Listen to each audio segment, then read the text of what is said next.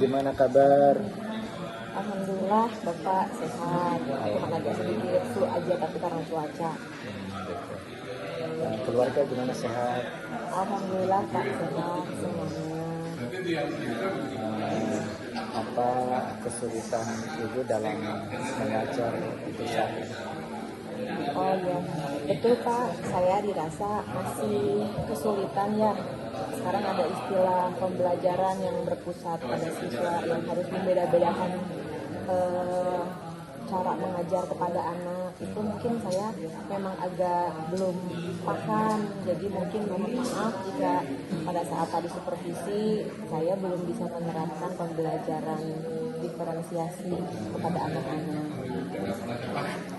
Kira-kira ada usaha yang sudah ibu lakukan untuk pembelajaran tersebut? Saya paling sudah browsing Pak, termasuk sudah baca-baca juga di PNM, dan ada beberapa juga yang contoh-contoh yang sudah mulai saya adopsi Pak. Seperti misalnya dari yang Pak Nanang, guru matematika yang lebih senior dari saya sudah mencoba bertanya-tanya, konsultasi, tapi mungkin ada kendala waktu saja Pak. Yang harus lebih banyak, mungkin harus diagendakan khusus gitu Pak. Setelah melakukan untuk perubahan dalam hal tersebut, kira-kira hasil daripada pembelajaran, dampak terhadap siswanya gimana? Ya, hasilnya sekarang progresnya lumayan membaik daripada tahap awal Pak, saya rasakan. Tetapi tadi mungkin dari cara saya harus membedakan konten pembelajaran, terus membedakan cara mengajar, nah itu mungkin harus ada pelatihan khusus mungkin Pak untuk sayanya ya, terutama supaya saya lebih fokus. Ada mungkin Pak bisa mungkin Bapak bisa memfasilitasi mungkin atau bagaimana supaya saya bisa fokus berapa hari atau untuk belajar ke sana. Terus langkah-langkah yang kira-kira harus dilakukan dalam saat pembelajaran untuk asesmen terhadap diri kita sendiri, terhadap ibu sendiri. Ya, saya mungkin yang pertama saya menyadari apa yang sudah saya bagus di kelas, yang sudah saya lakukan bagus di kelas, mungkin itu saya akan terus pertahankan Pak. Seperti saya misalnya datang tepat waktu, lalu saya juga mengelola kelas supaya anak aktif. Tetapi memang tadi yang saya harus perbaiki itu dari sisi bagaimana supaya saya bisa menerapkan pembelajaran diferensiasi kepada anak-anak. Nah, langkah-langkah kita bagi sekolah, apa yang dirasa kurang untuk kepada semua guru? Sebetulnya sudah cukup baik Pak di sekolah ini, kami difasilitasi dengan IHP di awal tahun. Tapi tentu Pak untuk pembelajaran diferensiasi ini karena masih baru bagi kami, saya rasa jika diizinkan dan memang berkenan, mohon diadakan Pak untuk khusus workshop terkait pembelajaran diferensiasi ini, bagaimana strateginya, supaya mungkin saya juga bisa lebih memperbaiki pembelajaran saya ke depan. Itu mungkin Pak.